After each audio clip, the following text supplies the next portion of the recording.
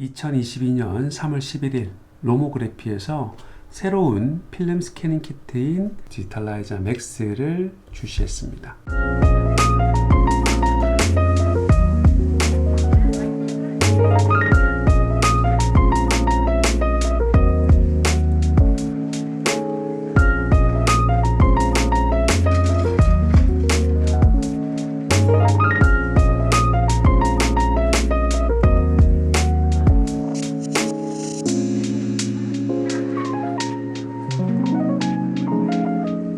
중형 필름 스캔을 할 때 디지탈라이저 120 필름 스캐닝 키트를 요긴하게 잘 사용하고 있었기 때문에 더욱 반가운 소식이었는데요. 오늘은 이 디지탈라이저를 이용해서 필름을 스캔한 후에 결과물은 어떤지, 또 그리고 이제 이 제품은 과연 어떤 분들께 추천드리면 좋을지 한번 알아보도록 하겠습니다. 영상 시작하기 전에 좋아요, 구독 부탁드리고요.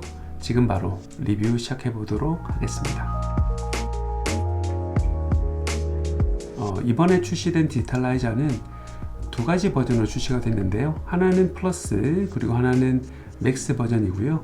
저는 보시는 것처럼 맥스 버전을 로모그래피로부터 무상으로 대여를 받았습니다. 이 두 모델의 차이는 바로 요 받침대와 스마트폰 거치대 있느냐 없느냐의 차이기 때문에요.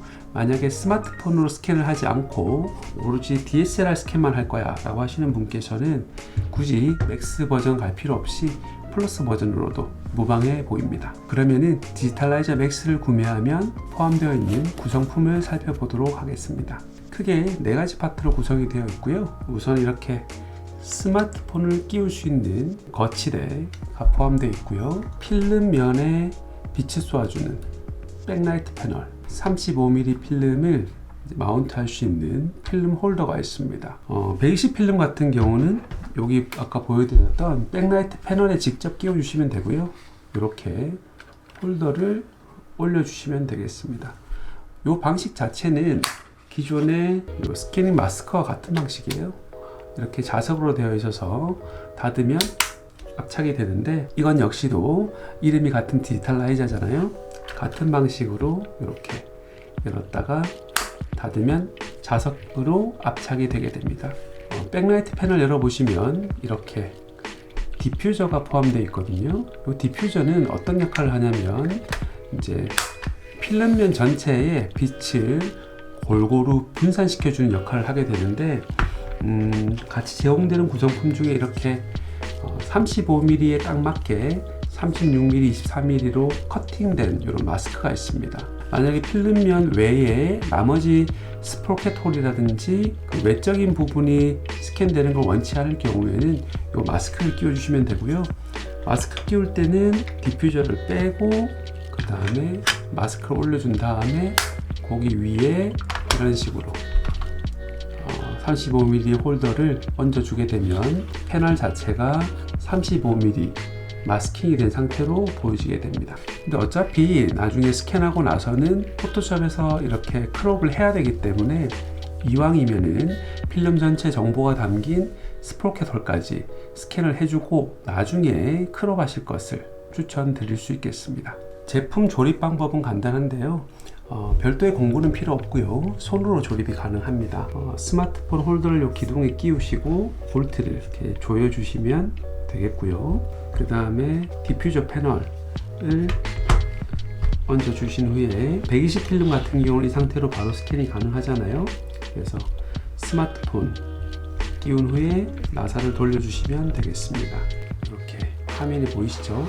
그래서 적당한 높이를 뒤에 보이는 나사로 조정해 주시면 되겠고요. 35mm 같은 경우는 빨간색 노브가 오른쪽으로 오도록 얹어 주시면 되겠습니다. 그러면은 아이폰 11 프로로 직접 스캔을 해 보도록 하겠습니다. 필름을 빼서 끼워 주시면 되고요. 필름을 이제 장착하실 때는 반들반들한 면이 있고 이제 뒤쪽에 매트한 면이 있거든요. 매트한 면이 유제면입니다. 그래서 이 유제면의 바닥을 향하게 좀 폼에다가 끼워 주시면 되겠는데요. 그러니까 상 자체는 역방향이 아니라 정방향의 상이 보이시는 방향으로 이제 끼우시면 되고요. 노브를 돌리시면 이렇게 자연스럽게 들어가게 됩니다. 필름 길이가 최소한 6칸은 돼야 되고요. 이렇게 짧은 컷들은 이제 중간에 이송이 되다가 양쪽 롤러에 서로 이제 맞닿지 않기 때문에 중간에 멈춰버리거든요. 그래서 요 35mm 홀더에 들어가기 위해서는 최소한 4컷 이상은 이제 되는 필름을 넣어 주셔야 되더라고요. 아이폰 11에서 망원 렌즈로 바꿔준 후에 다시 한번 위치를 조정해 줍니다. 그리고 초점을 잡고 아주 살짝 터치해서 촬영해 주시면 되고요. 이제 다음 컷으로 필름을 이송시킨 다음에 다시 한번 셔터 클릭. 이런 식으로 작업이 진행되게 되겠습니다. 자, 지금까지 스마트폰으로 스캔을 한번 해봤고 이제는 DSLR로 한번 스캔을 해볼 텐데요.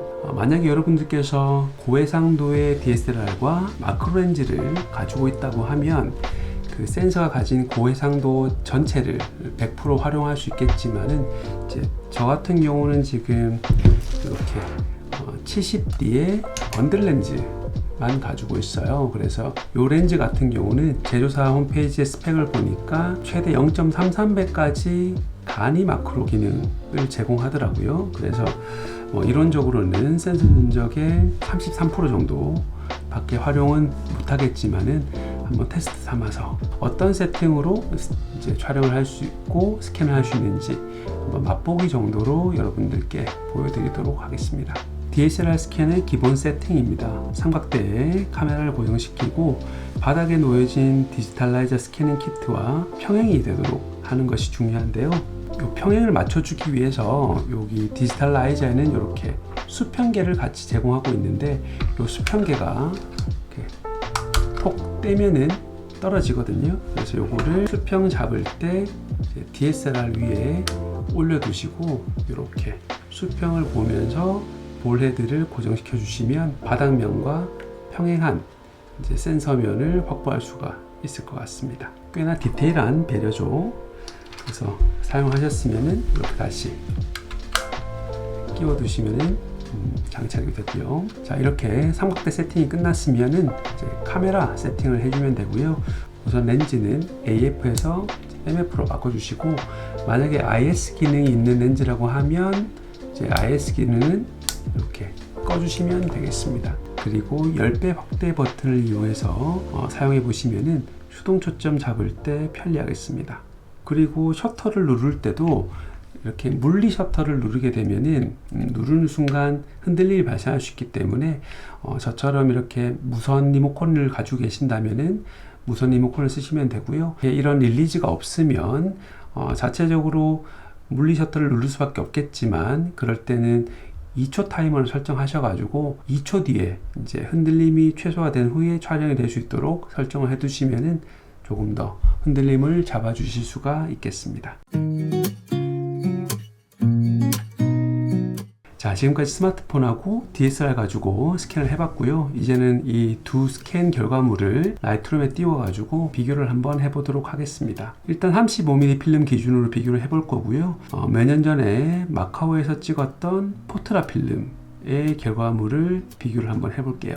왼쪽이 스마트폰으로 찍은 결과물, 그리고 오른쪽이 70D의 번들 렌즈로 촬영한 사진입니다. 이제 이 편집 프로세스는 추후에 별도의 영상을 통해서 간단하게 소개시켜 드릴 테니까 이번 영상에서는 생략을 좀 하도록 하겠습니다. 일단은 전체 화면으로 보실 때에는 왼쪽과 오른쪽의 차이가 물론 이제 보정의 차이는 있겠지만은 이제 큰 차이가 안 나는 걸 볼 수가 있겠는데요. 이제 확대해서 100% 확대해서 한번 보니까 아무래도 스마트폰 쪽이 디테일이 많이 뭉개져 있습니다.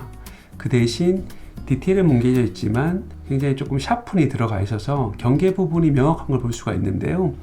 이제 이런 부분들이 아마 스마트폰의 이제 후 처리 프로세스가 가미가 돼서 이런 형태가 나타나는 것 같고요. 반면에 DSLR 스캔 같은 경우는 렌즈의 성능이 이제 고성능, 그리고 센서 자체도 고화질의 바디로 스캔을 하게 된다면은 스마트폰보다는 훨씬 디테일한 그 스캔이 가능한 것으로 보입니다. 자, 지금까지 요 로모그래피 디지탈라이저 맥스를 한번 간단하게 리뷰를 해봤는데요. 사실 뭐 제가 한 번도 안 써본 장비지만은 조립하는 재미도 있었고 또 상당히 조립 자체도 쉬웠습니다. 그래서 금방 적응을 해서 사용할 수가 있었고요. 특히 이제 제가 쓰고 있는 니콘 쿨스캔 같은 경우는 필름의 스프로켓 홀 같은 경우는 전혀 캡처가 되지 않거든요. 이제 그런데 디지털라이저를 이용해 보니까 필름의 그 이미지뿐만 아니라 그 주변에 있는 필름의 정보, 스프로켓 홀까지도 이제 편리하게 캡처를 할 수가 있어서 좋았고요. 이제 이런 부분들을 잘 활용한다고 하면은 이제 여러분들께서 독특하고 창조적인 여러분들만의 이미지를 충분히 구현하시는데 유리할 것 같습니다. 특히 이제 이 제품의 가장 큰 장점은 이제 전문적인 스캔 장비가 없더라도 스마트폰과 이 스캐닝 키트가 있다 하면은 간단하게 집에서 스캔을 떠서 SNS라든지 인터넷을 통해서 여러분들의 필름 사진을 친구들과 공유하고 즐길 수 있게 된다는 점이 가장 큰 장점 같고요. 아까 제가 리뷰할 때는 뭐 사진을 100% 확대해서 디테일을 보긴 했지만 이제 기본적으로 리사이즈를 해서 작은 화소로 이제 인터넷에 유통하기 위한 이미지로서는 뭐 이 정도도 충분히 이제 즐길 만한 퀄리티는 이제 된다고 보여집니다. 그래도 역시나 이제 만약에 인화를 고려하신다고 하면은 그렇게 추천할 만한 장비는 아니니까요. 인화형보다는 이제 웹에서 공유하는 이미지 정도로 이제 활용하시면 좋을 것 같습니다.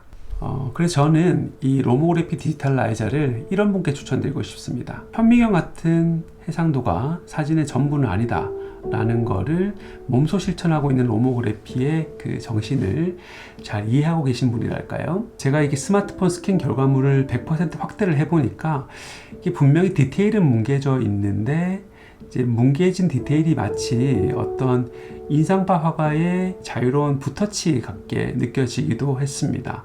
그래서 문득 이제 이렇게 스마트폰으로 스캔한 결과물 가지고도 어떤 수채화 같은 느낌의 아니면 유화 같은 느낌의 독특한 표현의 형태로서 필름 사진을 뭐 한 시리즈를 꾸며볼 수도 있겠다라는 생각도 떠올랐는데요. 그만큼 이 로모그래피 디지털라이저는 이제 창의적이고 독특한 이미지를 우리들한테 제공해 줄 수 있는 장점은 분명히 있는 것 같습니다. 어쨌든 이제 여러분들께서 SNS나 이제 인터넷에 이미지를 올리고 또 여러 사람들과 같이 이제 필름 사진 그 자체를 캐주얼하게 이제 즐기고자 하시는 분이라고 하면 요 로모그래피 디지털라이저 스캐닝 키트는 이제 굉장히 합리적인 선택이 될 수 있을 거라 믿습니다. 그래서 오늘 영상이 여러분들 필름 사진 하시는데 도움이 되셨길 바라고요. 혹시 궁금한 점이 있으면 이제 아래 댓글을 통해서 남겨주시면 제가 이제 사용해 보면서 느꼈던 점들을 바탕으로 이제 도움을 드릴 수 있을 것 같습니다. 오늘 영상은 이제 이 정도로 마치도록 하고요. 다음 영상에서 인사드리도록 하겠습니다.